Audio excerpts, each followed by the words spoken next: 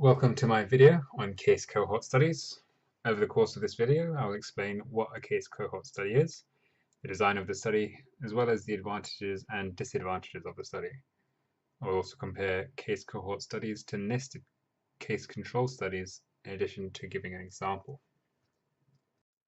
So here I will illustrate a cohort study.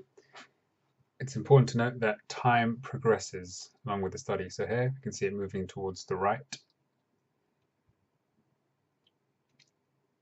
And we begin with our defined or source population, represented by these crosses, and they will either be exposed or unexposed to the factor at hand. In this example, we'll say alcohol is the exposure.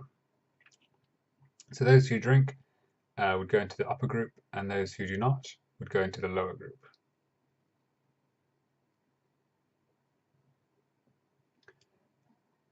Then these groups are further split into whether or not they develop the disease at hand. So in this example, we'll say liver disease.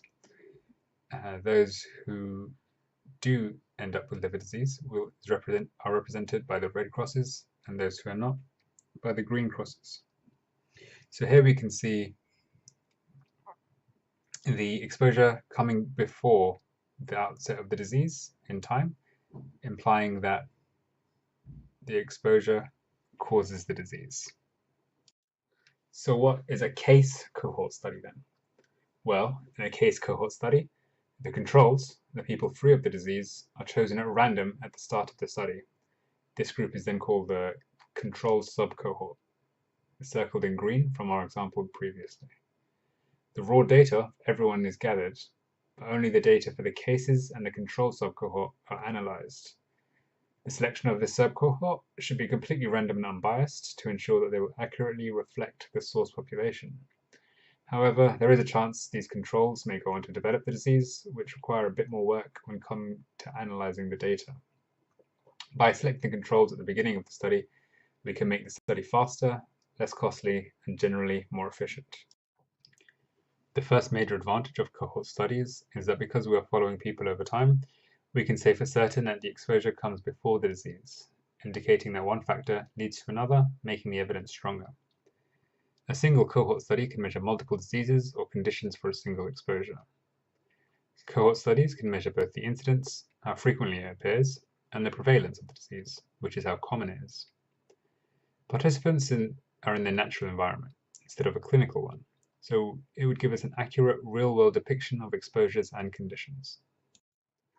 The disadvantages are, firstly, as a cohort study demands that the participants be followed over a period of time, this can be a very slow, long, and drawn-out process.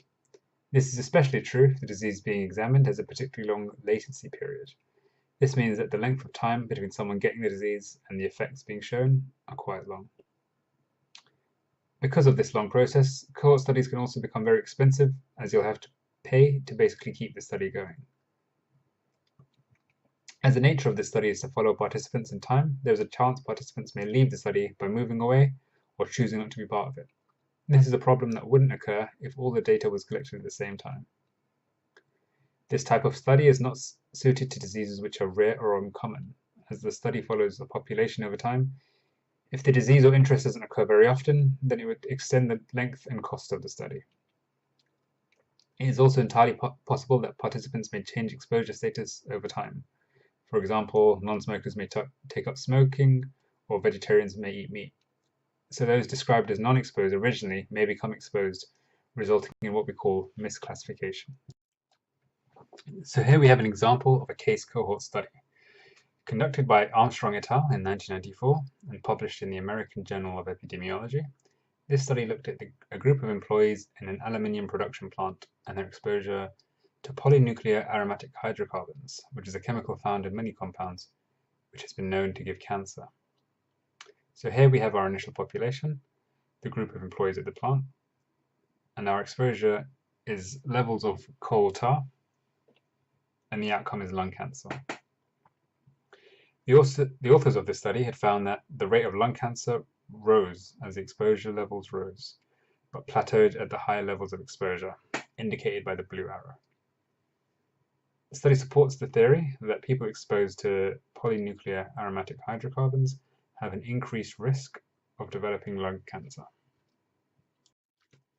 We have seen how case cohort studies follow people in time in order to determine how an exposure may be associated with an outcome, but has drawbacks such as cost, time, and dropout rates. An alternative to this study is the nested case control study. Case control studies work backwards in time, so data is collected once the disease has already developed within a population, and it is then determined whether they were associated with the exposure. Case cohort studies can be slightly trickier to analyze, whereas nested case control studies are generally more straightforward. Similar to case control studies, a nested case control study takes a selection of those who are disease-free as controls.